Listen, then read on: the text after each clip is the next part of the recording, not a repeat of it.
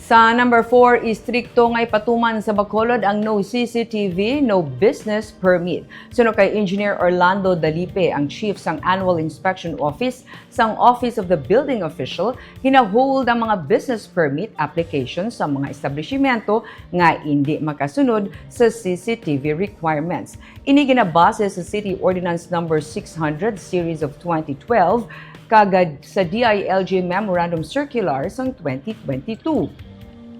Ginpahayag man ni Dalipe nga sa ginapatigayon nga mga inspection, ginapasiguro sang ila opisina nga operational ang mga CCTV camera.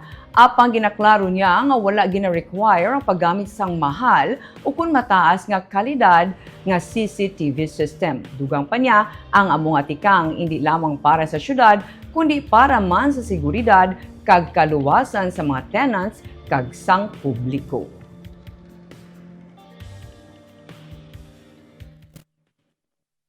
Ama niya nga CCTV nga may monitor, may ara man CCTV nga online sa cellphone makita.